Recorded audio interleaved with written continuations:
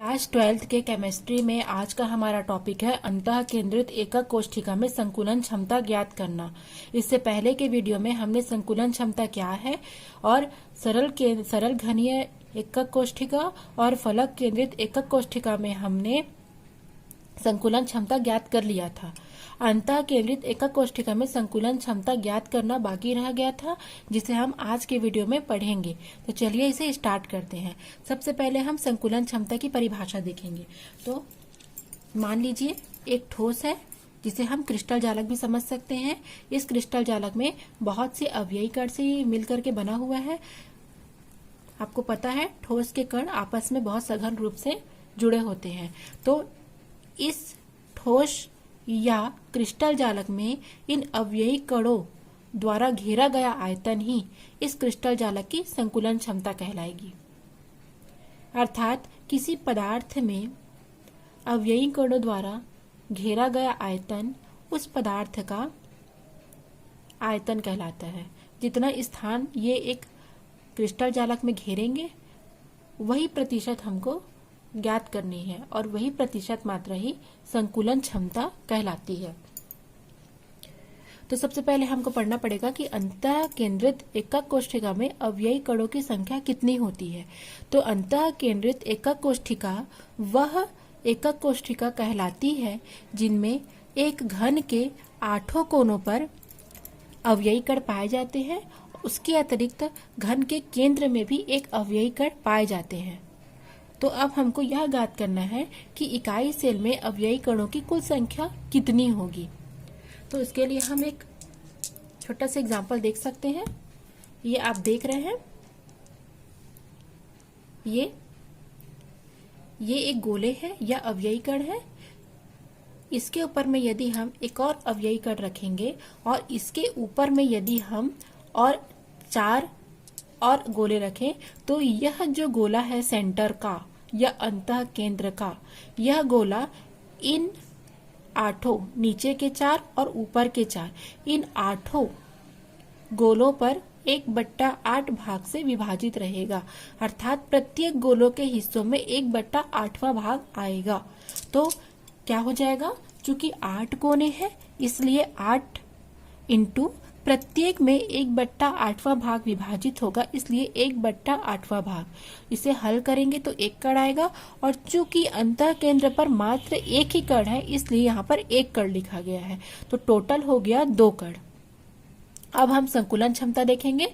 तो संकुलन क्षमता बराबर क्रिस्टल जालक में उपस्थित गोलों का आयतन या गोलों द्वारा घेरा गया स्थान या आयतन बट्टे एकक कोशिका का कुल आयतन इंटू 100। ये संकुलन क्षमता का सूत्र है और इसे हम अवयवी कणों की संख्या को हम Z से प्रदर्शित करते हैं। इंटू मान लेते हैं यदि हम एक गोला लेंगे तो इस गोले की त्रिज्या R लेंगे और इस गोले की त्रिज्या R लेने पर इसका आयतन हो जाएगा 4/3 पाई R का क्यूब अपॉन भुजा का घात 3। इसी सूत्र से हमको इसे ज्ञात करना है। तो हमको सबसे पहले यहाँ पर Z की वैल्यू रखनी है। तो हमको यहाँ पर 2 कण मिल चुके हैं और यहाँ पर हमको भुजा को त्रिज्या में बदलनी है। और जैसे ही हम भुजा को त्रिज्या में बदल लेंगे हमको संकुलन क्षमता ज्ञात हो जाएगी। तो इसके लिए हम इसे एक चित्र के माध्यम से समझेंगे। आप लोग देख सकते हैं ये एक घन है जिसके प्रत्येक या 8 कोनों पर एक एक अवयवी कण है। उसके साथ ही इसके अंतः केंद्र में भी एक अवयवी कण है। इसमें यह जो अवयवी कण है वो आगे की तरफ है, यह जो अवयवी कण है पीछे की तरफ है और उसके सेंटर में एक अवयवी कण है। सुविधा की दृष्टि से यहाँ पर केवल 3 गोलों का जिक्र किया गया है, क्योंकि यदि हम अधिकतर गोलों को शो करते तो हमको समझने में बहुत ही जटिलता हो जाती और कंफ्यूज होता। इसीलिए तो अब हम देखेंगे प्रत्येक की त्रिज्या R है, R R R R, प्रत्येक की त्रिज्या R है तो टोटल हो गए 4R। और प्रत्येक की भुजा भी आपस में समान है, तो भुजा भी क्या हो जाएगी, सबकी ए हो जाएगी। अब हम इसमें देख रहे हैं जब इस बिंदु को यहाँ तक मिलाएंगे और ए को सी से मिलाएंगे तब हमको दो समकोण त्रिभुज की प्राप्ति हो रही है, एक ए बी और सी और दूसरा है ए सी और डी। तो सबसे पहले हम पाइथागोरस का प्रमेय लगा करके मान ज्ञात कर लेंगे, उसके बाद हम उसे संकुलन क्षमता में रखेंगे। तो चलिए हम इसे शुरू करते हैं। सबसे पहले ए बी और सी में हमको पता है ए बी सी में कर्ण का स्क्वायर बराबर आधार का स्क्वायर प्लस लंब का स्क्वायर होता है। चूंकि ये बड़ी भुजा जो होती है ये कर्ण है, ये आधार है और ये लंब है, तो ए सी का स्क्वायर बराबर बी सी का स्क्वायर प्लस ए बी का स्क्वायर।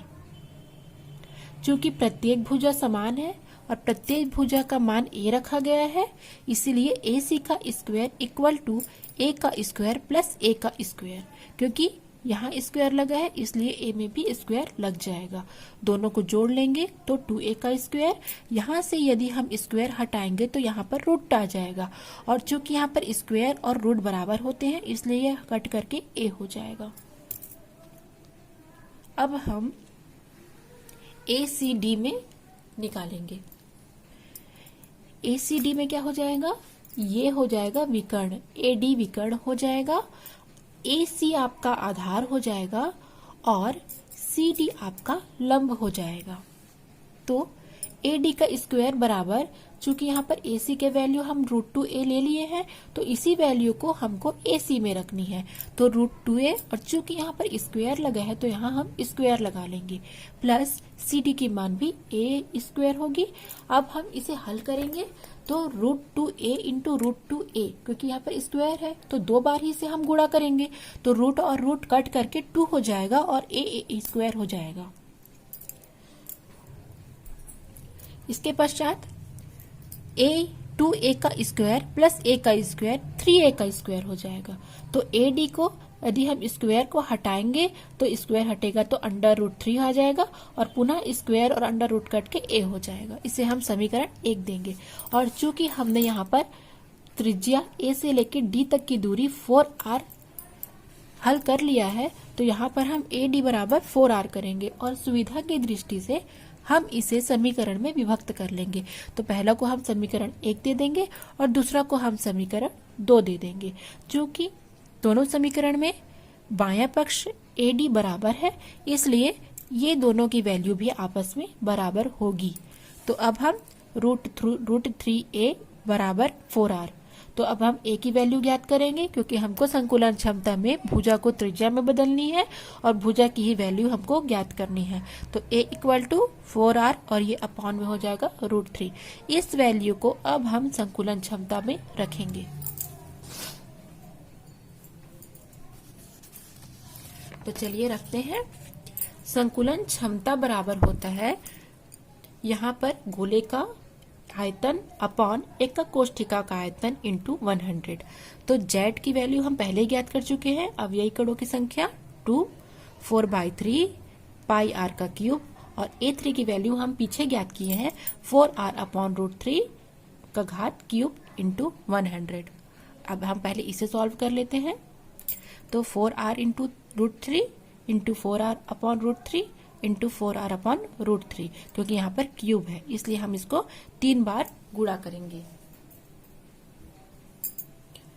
तो 4 चौक 16, 16 चौक 64, r की घात 3 और रूट हट के 3 हो जाएगा और √3 हो जाएगा।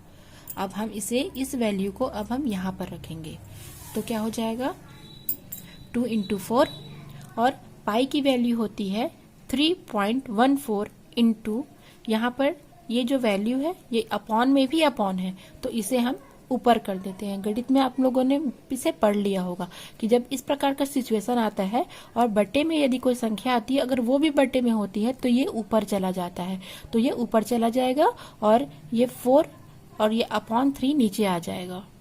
√3 की वैल्यू होती है 1.732, इसलिए ये 732 की वैल्यू को यहाँ पर हम रखेंगे, सेम इसे उतार लेंगे और यहाँ पर 1.732 रख लेंगे और इसे करके हल करेंगे तब हमको 68% प्राप्त होगा।